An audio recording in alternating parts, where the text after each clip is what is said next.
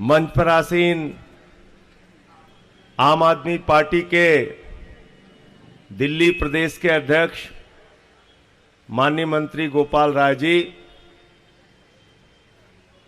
दिल्ली की शिक्षा मंत्री आतिशी जी, स्वास्थ्य मंत्री सौरभ भाई, जैस्मिन जी, हमारे प्रवक्ता पार्टी के, विधानसभा की उपाध्यक्ष राखी बिरलान जी, हमारे सभी माननीय विधायकगण, पार्षदगण, माताओं बहनों, नौजवान साथियों, दोस्तों, आज बाबा साहब डॉक्टर भीमराव अंबेडकर जी की जयंती के अवसर पर हम सब लोग यहां पर एकत्रित हुए हैं। जब मैं आया तो दिल्ली की मेयर डॉक्टर शैली ओबराय जी अपनी बात रख रही थी। उसके बाद राखी बिरलान जी ने अपनी बात रखी। आज सबकी चिंता क्या है? अभी जो शपथ आपने ली उसका अंतिम वाक्य ये आम आदमी पार्टी के कार्यकर्ताओं के लिए एक शपथ का वाक्य मात्र नहीं होना चाहिए। ये आम आदमी पार्टी के कार्यकर्ताओं के लिए एक संकल्प होना चाहिए कि अंतिम सांस तक बाबा साहब के द्वारा बनाए गए संविधान को बचाने के लिए लड़ाई लड़ेंगे।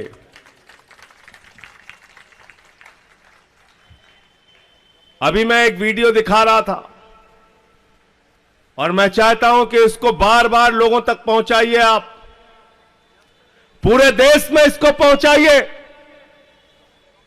अयोध्या के एक माननीय सांसद जी हैं, उन्होंने कहा नरेंद्र मोदी जी का काम 272 में नहीं चल रहा। आदिल भाई, सांसद जी कह रहे हैं 272 में काम नहीं चल रहा मोदी जी का। अगर संविधान बदलना है तो 2/3 बहुमत चाहिए, इसलिए आप लोग ज्यादा से ज्यादा सीट दीजिए, हमें संविधान बदलना है। कितनी खतरनाक बात है,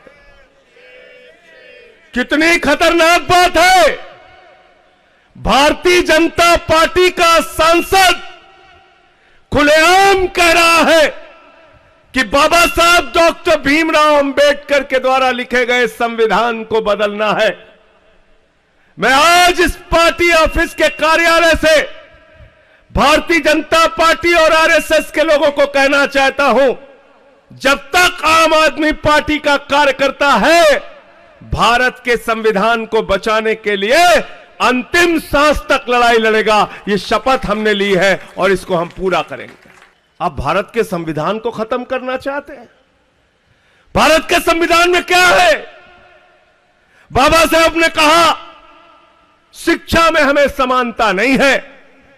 समाज के वंचित लोग, समाज के पिछड़े लोग हजारों हजार साल से जाति व्यवस्था के कारण जिनको उनका अधिकार नहीं मिला, मंदिरों में प्रवेश करने के नाम पर भी जिनके साथ भेदभाव किया गया, तालाब में पानी पीने के नाम पर भी जिनके साथ भेदभाव किया गया, स्कूल में पढ़ाने के नाम पर भी जिनके साथ भेदभाव किया गया, बाबा साहब ने कहा शिक्षा का समान अवसर हिंदुस्तान के सभी वर्ग के लोगों को मिलना चाहिए। और बाबा साहब का वो सपना हिंदुस्तान की किसी सरकार ने पूरा करने का काम किया है तो अरविंद केजरीवाल ने पूरा करने का काम किया है, समान शिक्षा का अवसर। भाई मनीष सिसोदिया जी ने दिन रात मेहनत करके उस शिक्षा व्यवस्था को जमीन पे लाने का काम किया। केजरीवाल जी 2015 में मनीष सिसोदिया के साथ सरकारी स्कूलों को देखने जाते थे। मकड़ी के जाले लगे रहते थे सरकारी स्कूलों में।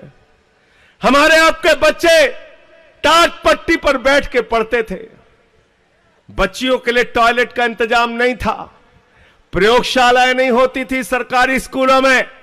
आज उन्हीं स्कूलों में जहां पे मकड़ी के जाले लगे रहते थे, केजरीवाल जी ने एयर कंडीशन कमरे आपके बच्चों की पढ़ाई के लिए बनाए।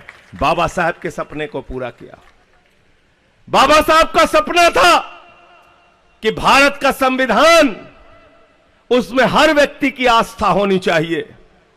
भारत का संविधान हर व्यक्ति को समझ में होना चाहिए और उस संविधान में उसको क्या अधिकार मिले हैं, इस बात की समझ उसको होनी चाहिए। 75 साल में तो बहुत सारी सरकारें आई और गईं, लेकिन हिंदुस्तान की पहली सरकार है अरविंद केजरीवाल की सरकार। भारत के पहले शिक्षा मंत्री है मनीष सिसोदिया, जिन्होंने कहा सरकारी स्कूलों में बाबा साहब डॉक्टर भीमराव अंबेडकर का संविधान पढ़ाया जाएगा। कहा कि नहीं कहा बताओ? कहा था ना? कहा था ना? तो जन्म के आधार पर भेदभाव ना हो, यह ताकत कौन देता है? कौन देता है? जोर से बोलिए। कौन देता है? जोर से बोलिए। शिक्षा के नाम पर भेदभाव ना हो, यह अधिकार कौन देता है? स्वास्थ्य के नाम पर भेदभाव ना हो, यह अधिकार कौन देता है? नौकरी में अवसर के नाम पर भेदभाव ना हो, यह अधिकार कौन देता है? तो भाजपाई अगर संविधान बदल दिए तो आरक्षण खत्म कर देंगे। कर देंगे कि नहीं कर देंगे बताओ? कर देंगे ना? आरक्षण खत्म कर देंगे ना? क्योंकि बाबा साहब ने कहा सामाजिक व्यवस्था के कारण, दुर्भावना के कारण, भेदभाव के कारण समाज के बड़े तबके को आपने सरकारी नौकरी से दूर रखा है। और तमाम समाजवादी नेताओं ने उदाहरण दिया। डॉक्टर लीमे ने एक किताब लिखी, डॉक्टर लोहिया ने लिखा, एक व्यक्ति 0 पॉइंट पे खड़ा है और एक व्यक्ति 20 किलोमीटर आगे खड़ा है, तो उनमें प्रतियोगिता नहीं कराई जा सकती। पहले 0 पॉइंट वाले को आगे बढ़ाओ, 20 किलोमीटर वाले के बराबर करो, फिर दौड़ कराओ और देखो कि कौन आगे जाएगा। गलत तो नहीं कह रहा हूं? गलत तो नहीं कह रहा हूं? तो आरक्षण के जरिए भारत के संविधान ने समाज के वंचित तबके को, शोषित तबके को, आदिवासियों को, दलित समाज को, पिछड़े समाज को आरक्षण की व्यवस्था दी। भारतीय जनता पार्टी और आरएसएस के लोग अगर दोबारा सत्ता में 24 में आ गए, याद रखना पूरे मुल्क में दलितों, पिछड़ों और आदिवासियों का आरक्षण खत्म कर दिया जाएगा। इसलिए हम लोग भारत के संविधान को बचाने के लिए, अपने अधिकार और आरक्षण को बचाने के लिए इनसे लड़ाई लड़ेंगे और 24 में इनकी विदाई करेंगे। विदाई करना है कि नहीं करना है? करना है ना? एक मुख्यमंत्री बने आदिवासी समाज से। क्या नाम था भाई उनका? क्या नाम था? जोर से बोलिए। हेमंत सोरेन, जिनके पिता ने झारखंड राज्य बनाने के लिए जीवन भर संघर्ष किया। हेमंत सोरेन आदिवासियों के अधिकारों के लिए लड़ाई लड़ी। आदिवासी समाज के नेता फर्जी मुकदमा लगा के, बिना किसी आधार और सबूत के, आदिवासी समाज के सबसे बड़े नेता और झारखंड के मुख्यमंत्री को मोदी जी ने उठा के जेल में डाल दिया। जेल में डाल दिया ना? अपमानित करने का काम किया कि नहीं किया? समाज के सबसे बड़े तबके को, आदिवासी समाज को किया ना? इसका जवाब देना है कि नहीं देना है? बताओ, देना है कि नहीं देना है? दिल्ली के अंदर 3 बार से प्रचंड बहुमत पाने वाले मुख्यमंत्री, एक बार जीते, फिर 2 बार जीते, फिर 3 बार जीते। भाजपाइयों को लग गया दिल्ली में तो दाल गलने वाली, दिल्ली में दाल गलने वाली, दिल्ली में दाल गलने वाली। बोले करें क्या? बोले कुछ मत करो, अब इस मुख्यमंत्री को ही पकड़ के जेल में डाल दो। जो मुख्यमंत्री बाबा साहब डॉक्टर भीमराव अंबेडकर के संविधान में लिखी गई एक एक बात को जमीन पे सच कर रहा था, जो मुख्यमंत्री कह रहा था बच्चों को समान शिक्षा मिलेगी, सरकारी स्कूलों में संविधान पढ़ाया जाएगा, दवाएं और इलाज तो मुफ्त मिलेगा, फरिश्ते स्कीम के तहत गरीबों का भी इलाज अगर 50 लाख रुपए भी खर्च होता है तो होगा। माताएं बहनें, मजदूर वर्ग की हमारी माताएं बहनें, जिनके जेब में काम पर जाने के लिए, अपने गंतव्य तक जाने के लिए, अपने कॉलेज जाने के लिए पैसा नहीं होता, उनके लिए बस की फ्री यात्रा की जाएगी। बिजली फ्री देके, पानी फ्री देके, समाज के सबसे अंतिम पायदान पर खड़े हुए व्यक्ति को सुविधा दी जाएगी। जब ये सपना केजरीवाल ने देखा और जमीन पे सच करना शुरू किया तो मोदी जी और भाजपा वाले घबरा गए। बोले अगर ऐसे काम पूरे देश में होने लगा तो हमारी तो दुकान बंद हो जाएगी। दुकान पंजाब पहुंचे, वहां दुकान बंद हो गई भाजपाइयों की। अकाली दल के साथ मिलके लूटखोरी कर रहे थे, वहां से साफ हो गए। गुजरात पहुंचे, 14% वोट लेके आए, 5 विधायक हमारे जीत गए। गोवा पहुंचे, 6.5% वोट लेके आए, 2 विधायक हमारे जीते। 15 साल से एमसीडी में दिल्ली को कूड़ादान बना रखा था भाजपाइयों ने। झाड़ू वाले निकले, मार झाड़ू मार झाड़ू मार झाड़ू, एमसीडी से सारा कूड़ा साफ कर दिया। कर दिया कि नहीं कर दिया भाई? वो पहाड़ नीचे जा रहा है कि ऊपर जा रहा है? वो कूड़े वाला पहाड़ देखा था ना, नीचे जा रहा है ना। तो केजरीवाल को गिरफ्तार करने के पीछे एकमात्र कारण है ये जो तस्वीर आपके सामने रखी है। बाबा साहब डॉक्टर भीमराव अंबेडकर, भारत के संविधान के निर्माता के सपनों को जमीन पर पूरा करने का काम अरविंद केजरीवाल कर रहे थे, इसलिए उनको पकड़ के जेल में डाला गया है। तो जेल का जवाब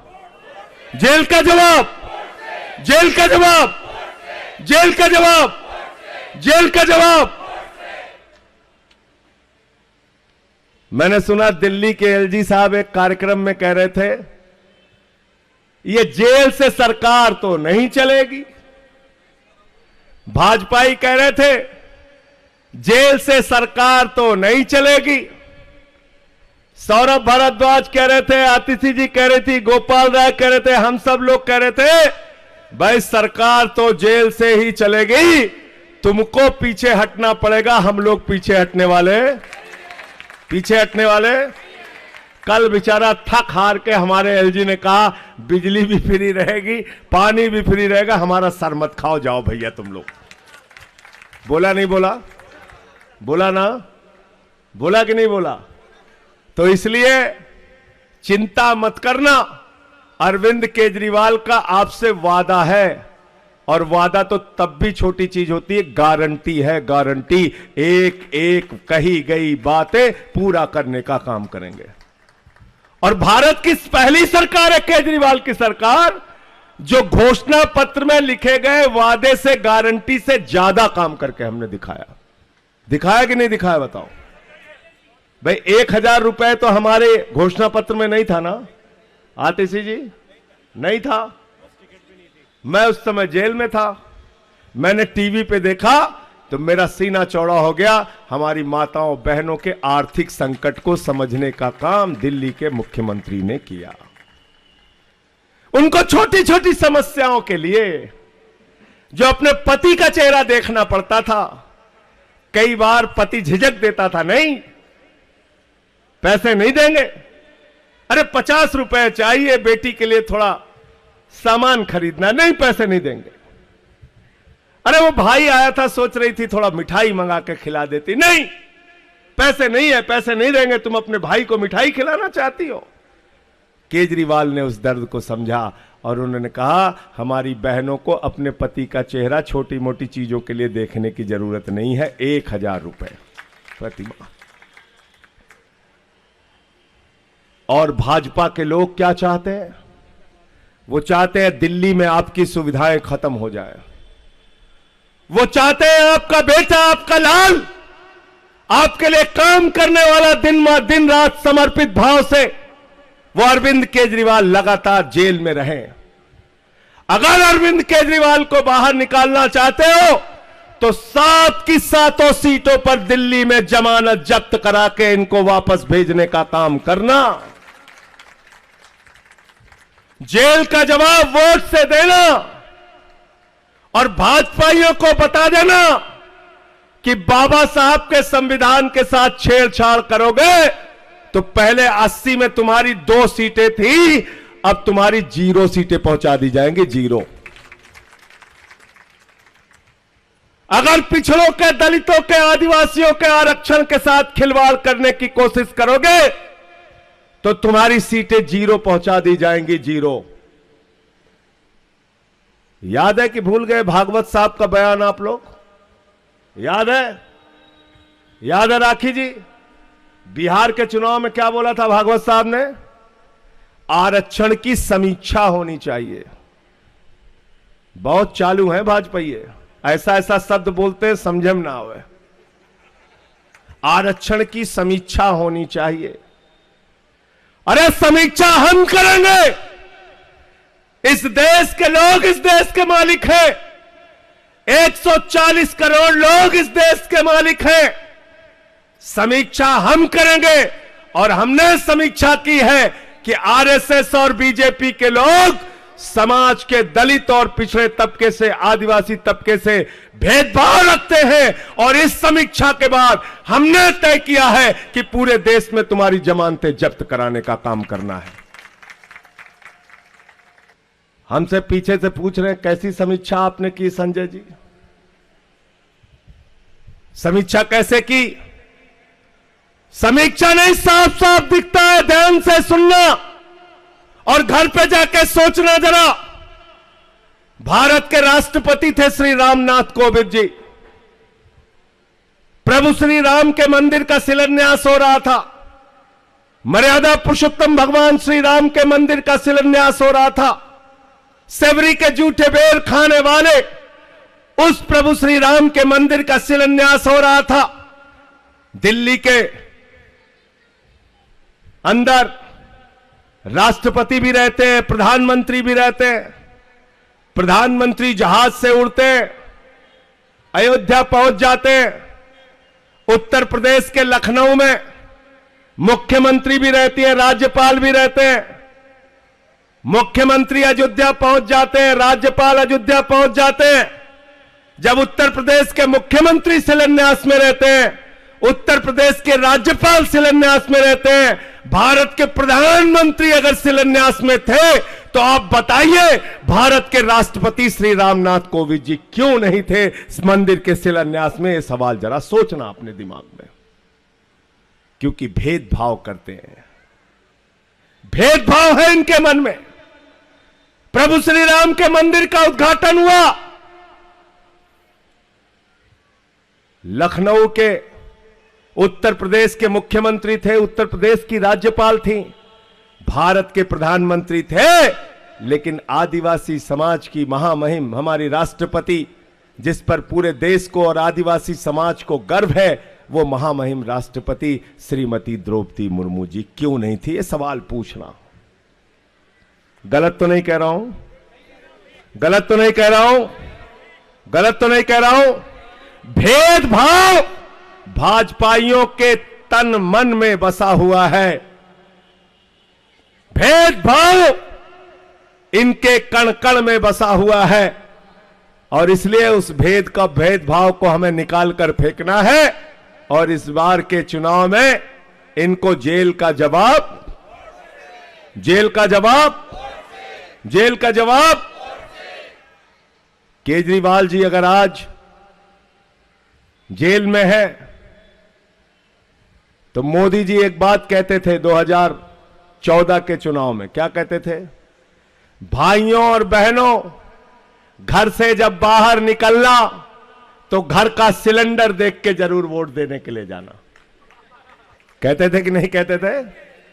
मैं आपसे कह रहा हूं, भाइयों और बहनों, जब अपना वोट देने के लिए जाना तो अपने बच्चे का चेहरा देख कर जाना, जिसके लिए केजरीवाल ने अच्छे शिक्षा का इंतजाम किया है। भाइयों और बहनों, जब अपना वोट देने के लिए जाना तो अपनी उस बेटी, अपनी उस मां, अपनी उस बहन को देख के जाना जिसको फ्री बस की यात्रा की सुविधा केजरीवाल ने दिया है। जब अपने घर से निकल के जाना तो अपने घर के बुजुर्गों को देख के जाना जिसको श्रवण कुमार बन के तीर्थ यात्रा कराने का काम केजरीवाल ने किया है। भाइयों और बहनों, जब अपने घर से जाना तो बिजली का बिल देख के जाना, पानी का बिल देख के जाना जिसको आजादी के बाद पहली सरकार अरविंद केजरीवाल की सरकार ने जीरो पर पहुंचाने का काम किया है, जीरो पर। और जब ये सब कुछ आपको याद रहेगा तो अरविंद केजरीवाल आपका बेटा आपको याद रहेगा, और जब आपका बेटा आपको याद रहेगा तो ये भी याद रहेगा कि आपका बेटा इस वक्त जेल में है। उस जेल से उस बेटे को निकालने के लिए भाजपा को दिल्ली से साफ करना पड़ेगा, झाड़ू चलानी पड़ेगी, सातों सीट पर आम आदमी पार्टी और कांग्रेस पार्टी को जिताना पड़ेगा, इंडिया गठबंधन को जिताना पड़ेगा, और जेल का जवाब वोट से जो नारा है उसको जमीन पे सच करके हमें दिखाना है। बहुत बहुत शुक्रिया, बहुत बहुत धन्यवाद।